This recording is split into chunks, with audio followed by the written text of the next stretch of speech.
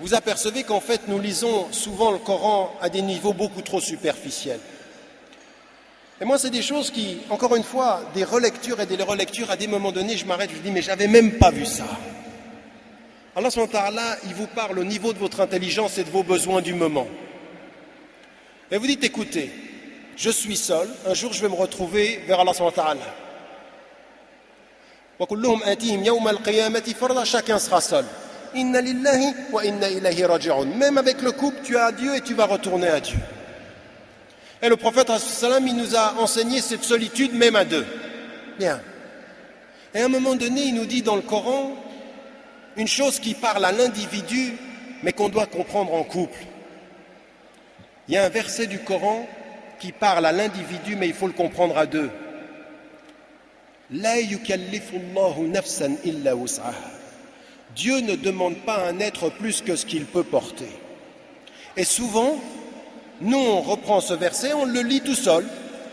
On se dit, Allah subhanahu wa ta'ala, il ne va pas me demander plus que ce que je peux porter. Arrêtons-nous un petit moment. Réfléchissons à ce verset. J'ai décidé un jour de faire ma vie avec toi, ma femme. J'ai décidé un jour de faire ma vie avec toi, mon mari. Et Dieu ne demande pas plus à chacun que ce qu'il peut porter. Mais ce qu'il peut porter, il doit le porter. On est d'accord? Le verset, c'est bien ce qu'il veut dire. Tu ne porteras pas plus que ce que tu peux porter, mais ce que tu peux porter, il faut le porter. Et tu dois porter. Tu dois te poser la question, est-ce que je vais jusqu'au bout?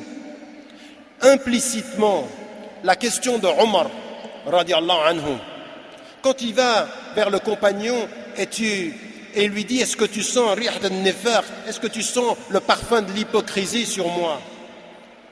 Il demande quoi? Il est tout le temps en train de se questionner, est-ce que je ne suis pas un hypocrite? Est-ce que je fais... Donc il a une question individuelle. Mais écoutez bien ceci, chaque femme, chaque homme, mari de son épouse ou épouse de son mari, doit se poser en permanence cette question-là. Il ne faut pas que je sois pour ma femme, il ne faut pas que je sois pour mon mari, celle ou celui qui l'empêche de répondre aux potentialités que Dieu a mis en lui.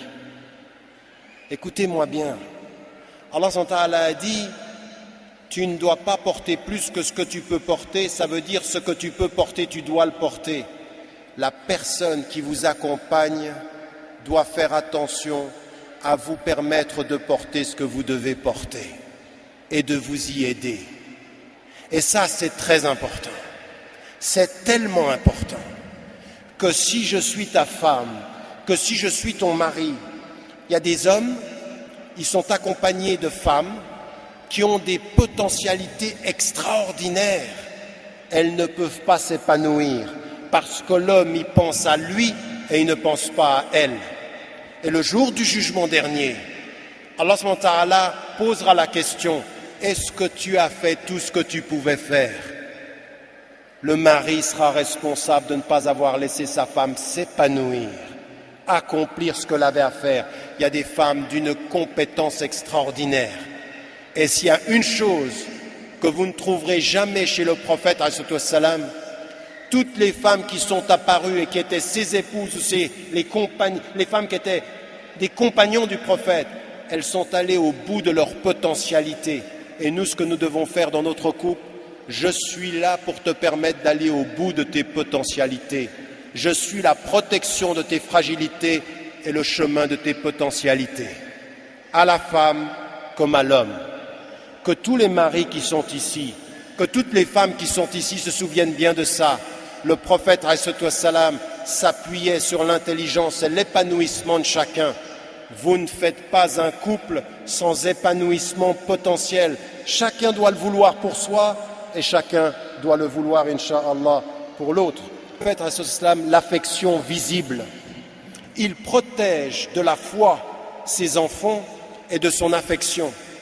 Il donne de son affection et il offre tactilement